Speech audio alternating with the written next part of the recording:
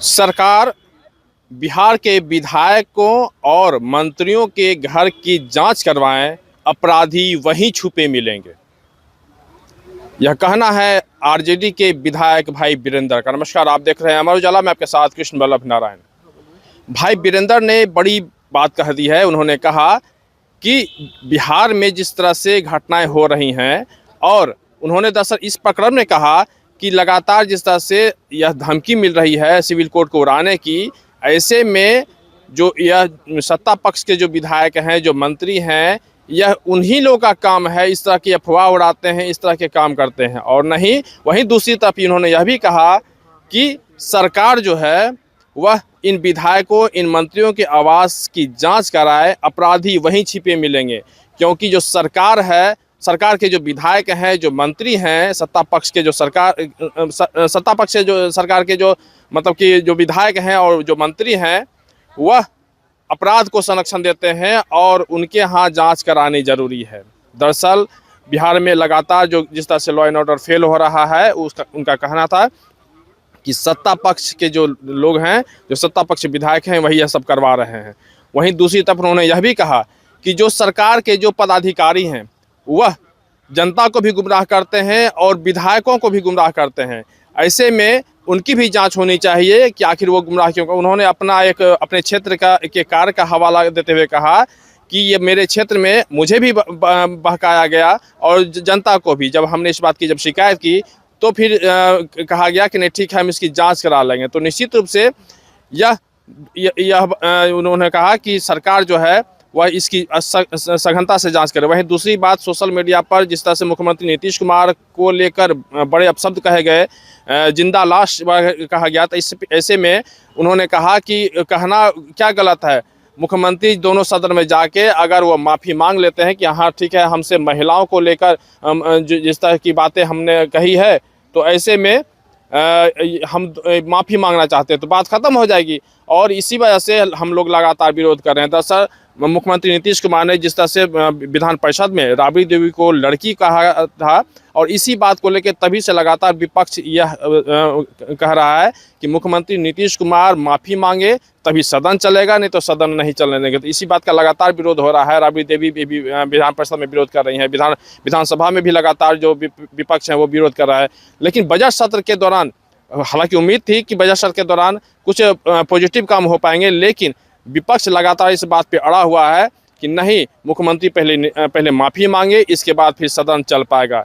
लगातार यही बातें हो रही हैं और आज भी उसी तरह का हंगामा किया जा रहा है।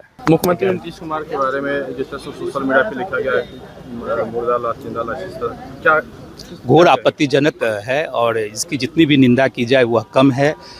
मुझे लगता है कि जो लोग भी इस तरह के पोस्ट कर रहे हैं, शिक्षा की घोर कमी है। आदरणीय मुख्यमंत्री जी ने शिक्षा के क्षेत्र में कितने सारे कार्य किए हैं और उस शिक्षा अभियान का लाभ आरजेडी और महागठबंधन के लोग नहीं उठा पाए हैं। ये दुर्भाग्य का विषय है।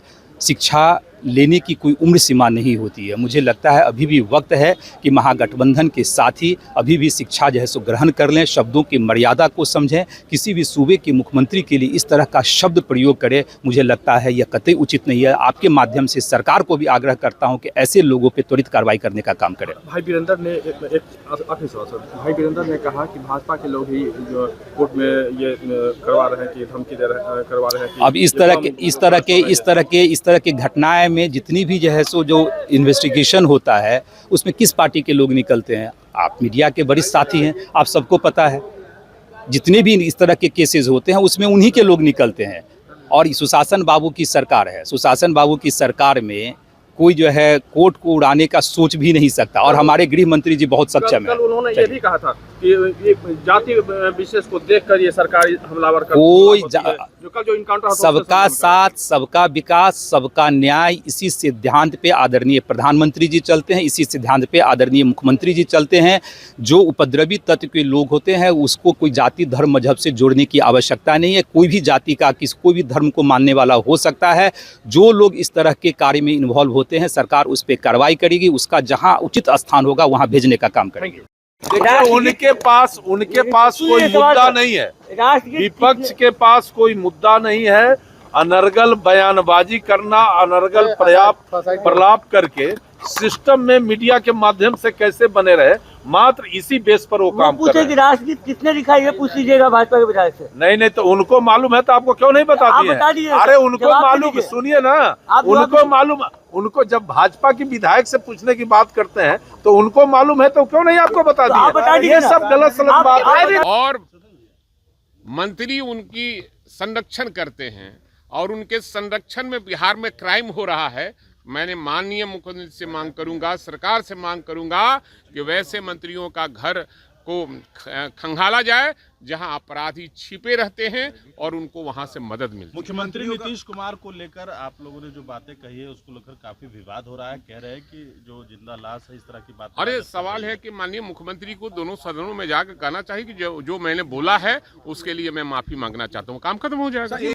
आपके राज्य की खबरें, आपके शहर की खबरें सबसे पहले जानने के लिए देखते रहें अमर उजाला।